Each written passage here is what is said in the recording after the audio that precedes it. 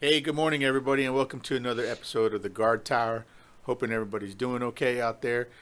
Danny, how are you? Tony, good man. How you doing? I'm always good.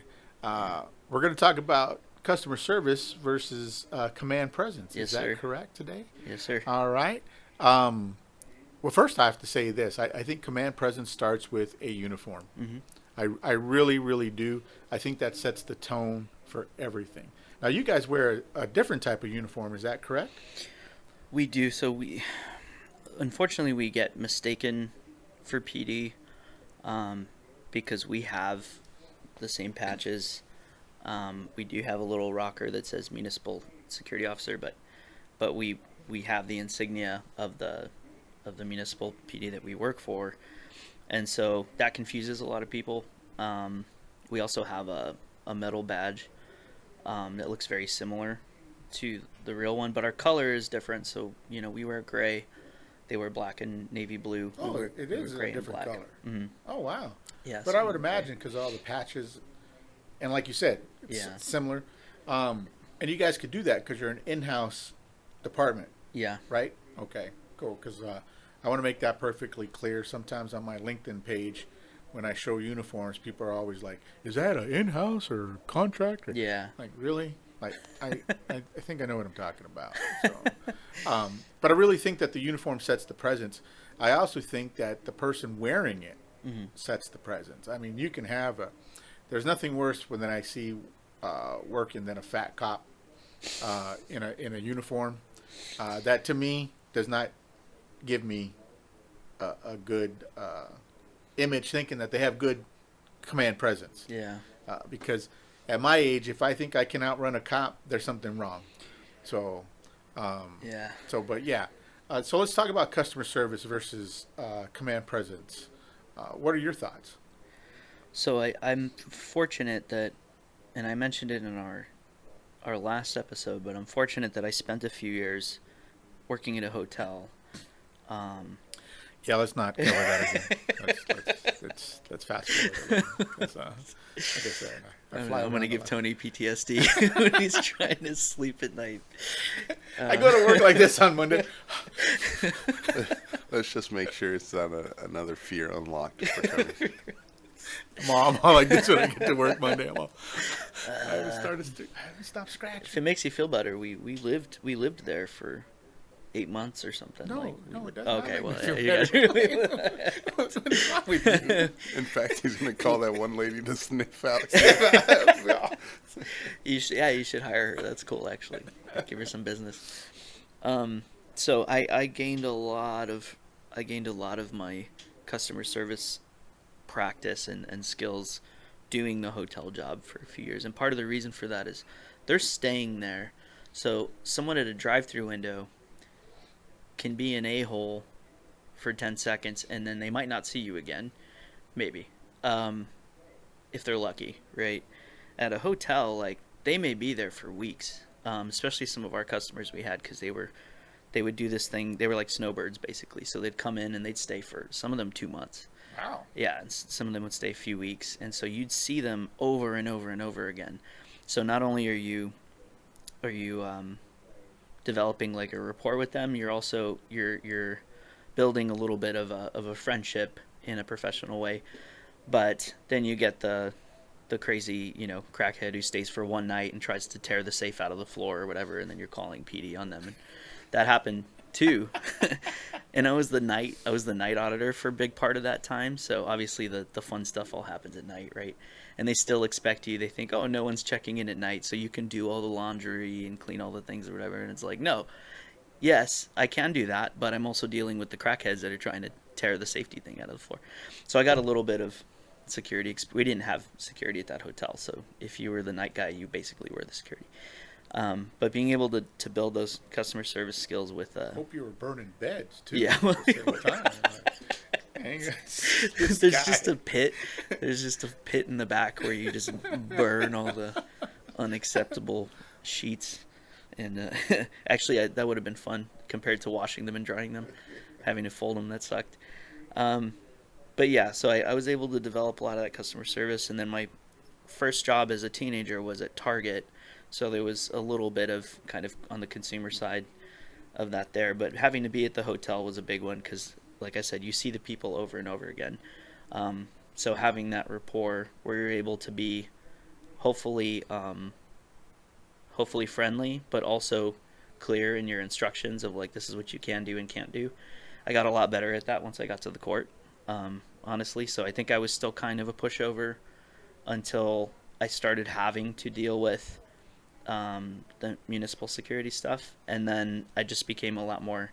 It was so much repetition where every day there's hundreds of people that come through, and so you may have 12 conflicts in one day, and you get so comfortable with it that it's like the command presence becomes a lot easier, for me at least. So Well, it's funny too because when I hire, I look for customer service experience versus a military / law enforcement persona.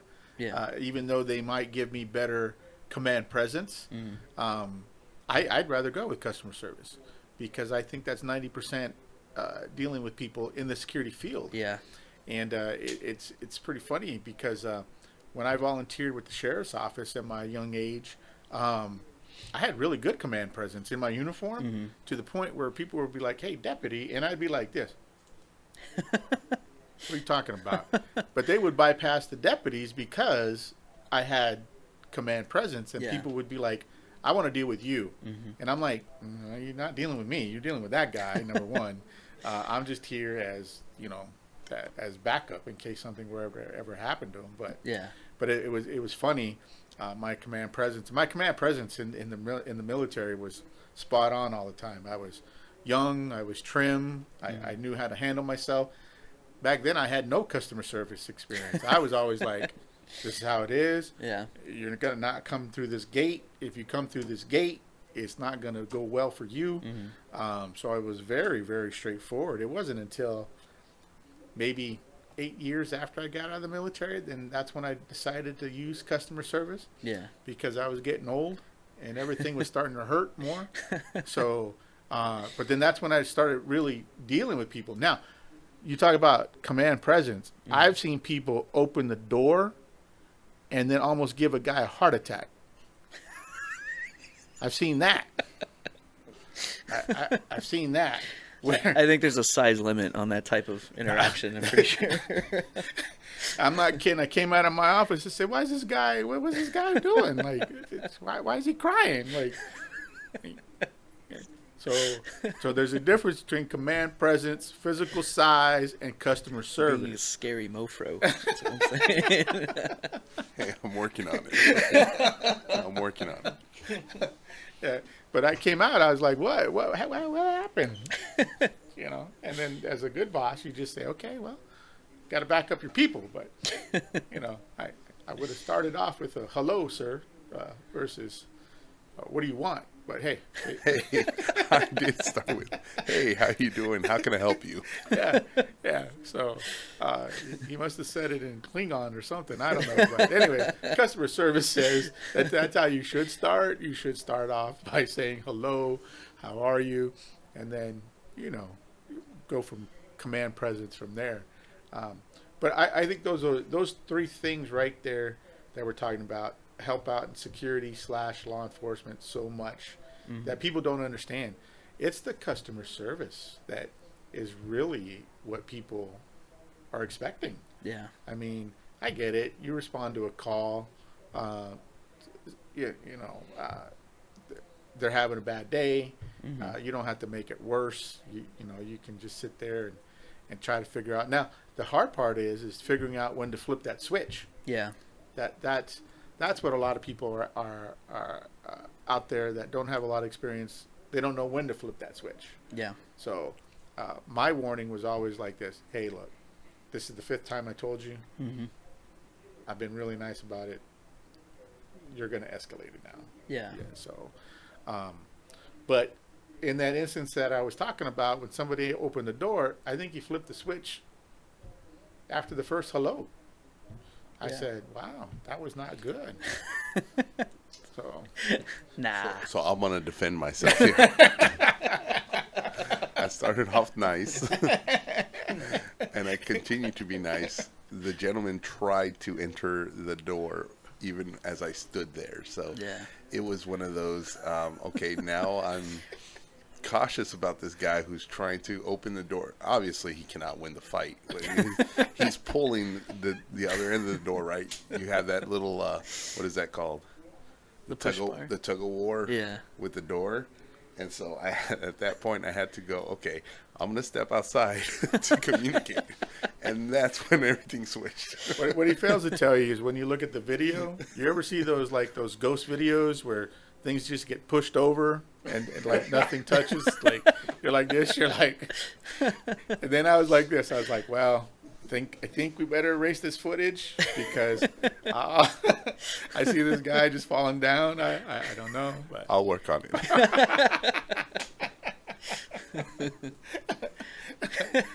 yeah.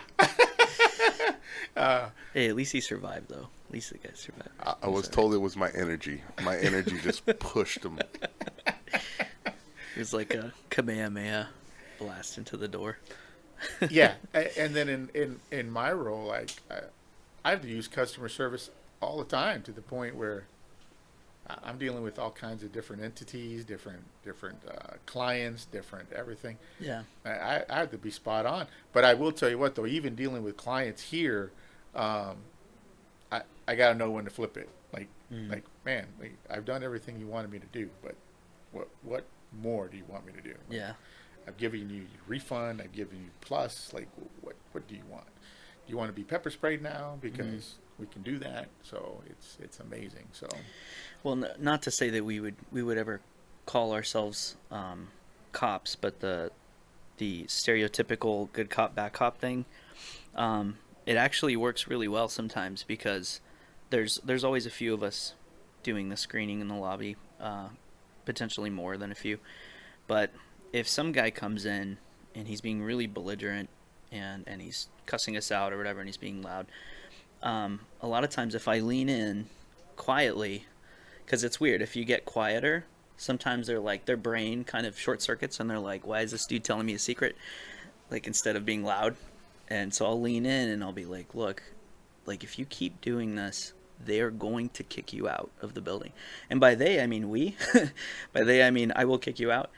But when the guy behind me is like, is already charged up in our unit, and he's already charged up and kind of pissed off, and I lean in and I'm quietly like, hey man, like, this is not gonna go well for you. Like, this, you gotta knock it off. Sometimes they'll just look at me confused, and then they'll like put their stuff in and they'll just keep walking. I'm like, let me tell you a secret, buddy. Tony, in that scenario, that's you, and I'm the guy in the back. In any meeting. That's why I'm not allowed in meetings anymore. He's not allowed to talk in meetings anymore. I started that like 6 months ago. I'm always like this. This is what happened. I took the role of your second hand, right? Your right hand man, and I got to be aggressive, right? Like, just like I gotta be like, do what he says, or I get involved. That's awesome. I always have to like teams a message. Don't. Yeah, I know what you're thinking. Don't say it. Don't say it. So yeah, it's pretty comical. It really is. It's like you said, it's a good cop, bad cop combination. It tends to work. It balances things out pretty well. But what's nice about that, though, is if I get really quiet with him, the moment where he charges back up on me, when it's time to flip that switch, I can actually project my voice pretty well.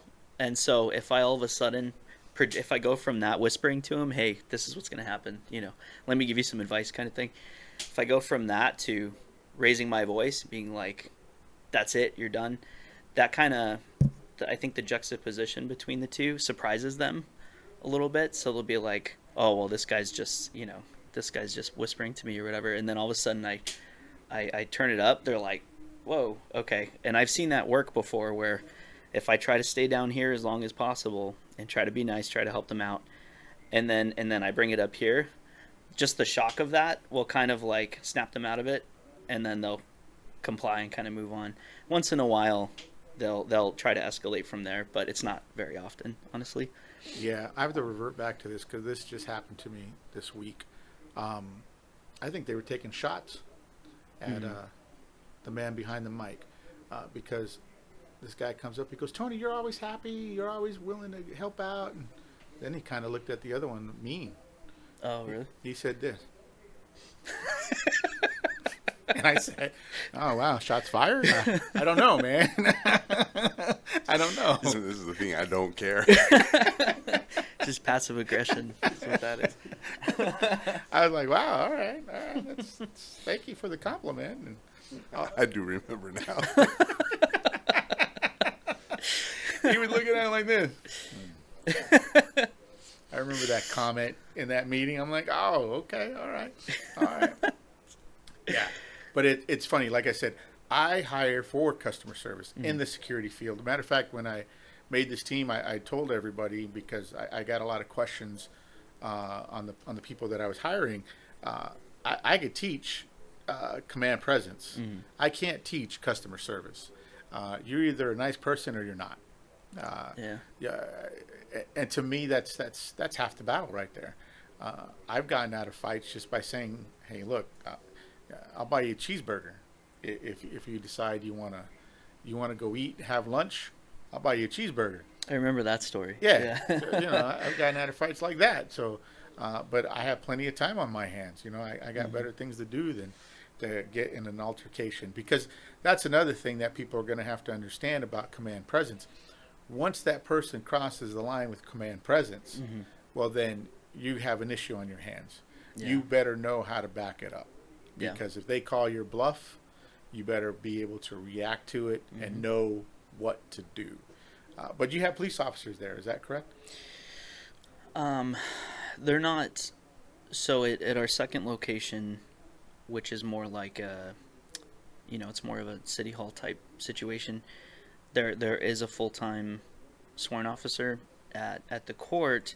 The officers that are around are either in the monitoring kind of real-time crime center, which is kind of separated from. It's in the same building technically, so they can come out if something, some emergency happens. But the officers in the building are usually there for court. They're usually there for doing their own business, so they're not necessarily directly involved in what's going on.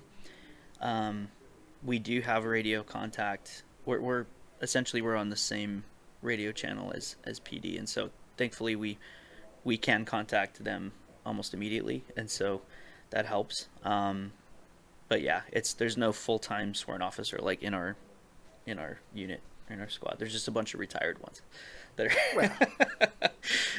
that are good guys. But they're good guys. To flip it though, I have to say that's good, because and I'll tell you why it's good that you don't have a full-time officer there. I don't believe that officers should be put in those kind of positions that you guys are doing. I think your department is doing a great thing. Put those cops out on the street. Yeah, they're needed out there. Put them on the street. That's where they belong. I wouldn't even have one behind a desk. I would be like, nah. We have municipal security. Go out on the street. So I think it's a good thing. I would probably train you guys even more to do more, because let's be honest, they can deputize you guys to do certain things on certain grounds. You know what I'm saying? Yeah. I mean, and that has happened before. Has it? In fact, it happened the other day where it wasn't. It's nothing that was a big deal. But there was an officer that had somebody in custody, and he needed to kind of fix or rearrange, the situation that was going on with his cuffs and everything. So he saw me standing there. He was by himself, and he's like, "Hey, can you take this for a second so I can whatever?" And I was like, "Yeah, of course." So we're not directly. Normally, we're not transporting, anything like that. We're not detaining unless it's an emergency. But when he asked me to do that, it's like, of course, I'm not going to say no. That's not my job. I'm going to say, yeah, let me help you with this. And then he took care of it. Took a few minutes, and then he moved on. Right. But if he had said, hey, you need to come with me because this guy's not cooperating, or I don't want to be. I need a 906 for this guy, which is what the backup code. The answer is yes. I mean, you don't say no unless it's something that's completely, bass backwards against policy or something like that. It's like, yeah, if they ask you to help you, you're helping them. Yeah, so those requests have to be reasonable. Yeah. When they. Yeah. I mean, you guys are like, here, hold my gun. Cover me with my own gun, and then Yeah. we'll be good. Take my backup. Take my backup. Right. Okay. Well, it's good. Though. That's good. That's good. Customer service training. Do you guys get any? Only from each other. I'd say the cross training. Yeah. It's funny because I this is gonna sound like bragging. I don't mean it to be bragging. So when I'm up in the front, which is essentially like a greeter type position, hey, instructions, this is what you got to do. I try to be as professionally friendly as possible. Sounds like bragging. Good morning, good, yeah, I know, right? Good morning, good afternoon, ma'am, sir. You know, how you doing? Please put your stuff here. This is what we need. Clear instructions, quick, and then get them moving along. So that sometimes you have a dozen people that are trying to get in at the same time. But I've noticed that some of the knucklehead, and I mean this with love, some of the knuckleheads that I work with that have horrible, I'm sorry, let me rephrase that, that have some rough customer service skills. I've listened to them when they're up front. They've started copying all of the things that I say, almost verbatim, to where I think if I wrote it down, they would be repeating the exact things that I say. And it took a few months, and I never said that to them, right? I never said, hey, you should like, it's not necessarily my place to say that, although we do give each other advice. But at some point they decided that what I was saying was working a lot better than what they were saying. And now there's multiple people that have 40 years more experience than I do, you know, and they're repeating all of the exact same things I say in the front. I'm like, okay, cool. Well, at least this is working, and people are coming through and they're being pretty friendly, and, you know, it seems to decrease conflict for the most part. So, which I think is awesome. Yeah. But I would also be worried about the delivery that Yeah. that person is Yeah, giving. they gotta like understand and know what you're saying and then how you're saying it. Yeah. the tone, it's the wrong tone. Right. People Because- don't understand tone, and I don't get that. They're tone deaf. Tell me this don't sound familiar. Tony said. You know? So Well, you know, and then there's some security departments and other companies that me and Tony have visited. We've gone to these companies. There's nothing going on. Not even any, not customer service, but not even a command in presence. Oh. Like, Yeah. it's. Yeah. Who are you? Yeah. What do you want? man, Danny, I ain't gonna lie, that guy had me. I walked away going either he's a mad genius or he is there's something wrong with the man. Yeah, we went to this company. We're like, hey, we want to speak to you know, whoever's in charge, your manager, your security manager, your security director. Yeah. And he's like, who are you? And we're like, well, we're the security company here. What do you want? Like, he just kept going. I even had a card out. I said, Yeah. here's my contact. And he goes, who are you? After the fifth, who are you? I was like, Is he dude, messing with me? yeah. I was losing my customer service skills. Like I was like, what is this guy? So, like I said, I walked away with him. And I'm like, look, either this guy's a mad genius, and then he just is doing the nutshell game. Psychological warfare. Yeah, you know, and he didn't have to do that because, man, no matter what they do now, I don't even want to talk to him. I'm like, yeah, I'm not messing with that again. So it's comical. So, So. rock, paper, scissors. Who wants to go talk to these people? Because none of us do. But it's funny. But yeah, I would be worried about their tone because, like I said, some people probably think that what you're doing is a great job. But if they're delivering it like, "Hello, sir, put your pins down, please," well, then I would be like, "Wow, what Yeah. what is the purpose of this guy or girl?" You know, I depending on the department, I guess. So I don't want to exclude. There's even some follow-up lines that, you know how you can sort of short circuit somebody's thought process by asking them a weird question or making a weird comment. Never seen it.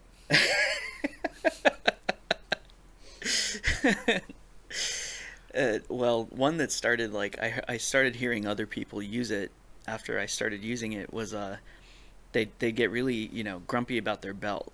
I have to put my belt in, yes, sir, you have to put your belt on. Like, please get your belt. And while they're taking the belt off, they're huffing and puffing. I'll be like, but you can keep your shoes on, though, which is cool. Because at TSA, you can't. And sometimes they'll kind of laugh. They're like, okay, you're right. And like, but you can keep your shoes on. That became a tagline where now, like, everybody else is saying that now. And it seems to interrupt the grumpy, pissed off thought process the person's in when they're taking their belt off. And keep your shoes on. You're like, oh, well, okay. I can keep my shoes on. And then sometimes they're thinking, do I have anything in my shoes?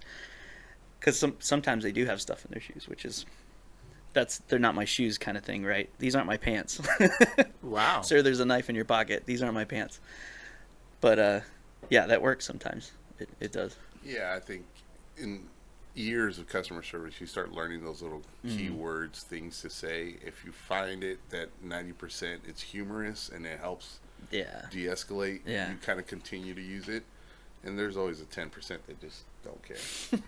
They don't. Or it makes them more mad. Makes them piss them off once in a while.